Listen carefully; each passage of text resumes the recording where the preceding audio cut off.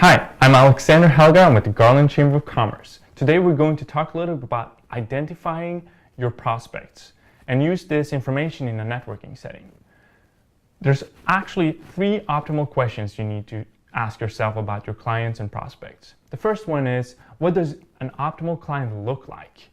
How can you define it by employee size, revenue, industry, location, marketing budget, and other types of questions that might fit exactly the industry you're looking to sell to. The second question you need to ask yourself is, whom in that company is the best decision maker for you? Sometimes you don't need to talk to the CEO or the president, but it might be director of sales, director of marketing. That might be the decision maker for your case. The third important question that you need to ask yourself is, what is unique about your product and yourself that kind of make the difference between you and your competitors? After coming to a conclusion on all of these 3 questions, basically what you need to figure out is, have you been specific enough? Don't be afraid to be specific. You're not leaving business on the table just because you are specific. People want to know exactly where your sweet spot is and how they can relate and send business your way. Because if they understand what an optimal client looks like, they will have an easier way of recalling and finding out exactly who they can send to you. Some examples would be, if you go on and you say, I can sell to anyone. No one really understands where you're good and where you're average and where you might be bad. Your product usually has some kind of revenue size, some kind of employee size that it fits. And if you can really specify this to the listeners, they will really start understanding exactly whom you're looking for.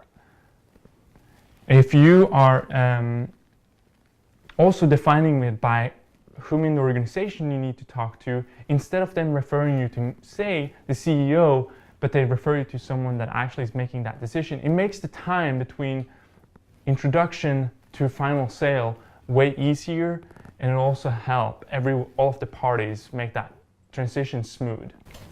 Okay, now you have it finally defined exactly what your prospect looks like. So what's next? The next step is finding networking events.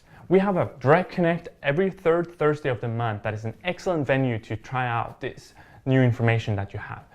When you go around on your networking rounds, share this information around the tables. What this should do, it should prompt 1 out of 3 thoughts in each of the listeners' head. 1, they might start thinking about, oh, I know a guy that fits exactly those criteria. That's a direct lead to you because you were specific and you were brave enough to say, this is what I'm looking for. The second thought that might strike them is, hey, that's the same industry I am working in. I'm targeting the same customers as you are. Well, then that's an excellent way for y'all to set up a coffee the next day and discuss that. Find out how can you two work together in that industry, since you're not competing with each other, but you're trying to get the same type of clientele. The third thought, which they might strike them, is, hey, he's in a completely different segment. We're not overlapping at all. We are basically 2 different industries. We're not looking at the same type of clients. While this sounds negative, it's also really good, because instead of you two trying to set up a coffee the next day or the next week and figuring this out during that coffee that, hey, we don't have any type of businesses that could really share with each other, there's no referrals to be sent to each other. If you have that information during Direct Connect, that saves both of you time and the hassle of trying to figure out each other out at that next meeting.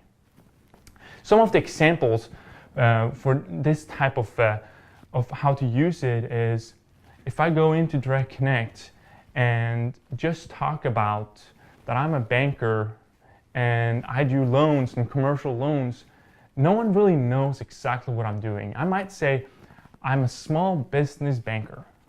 Small business means different things to different companies, different industries. That's why we hear a lot of people saying, I work in the small to mid-sized business market. What does that mean to you? Because it might mean something to you, but mean something completely different to another person. So again, it goes back to be specific when you are trying to define what your prospect looks like. It also helps to use multiple of those criteria. So when you might talk about who you're targeting, try to say, for example, I am targeting businesses that have 20 to 50 employees, $1 to $5 million in annual revenue. They're in the restaurant business, and their location and headquarters is in Garland. Those are 4 excellent criteria that will let everyone around you know exactly whom you're looking to do business with. I hope you found this information useful.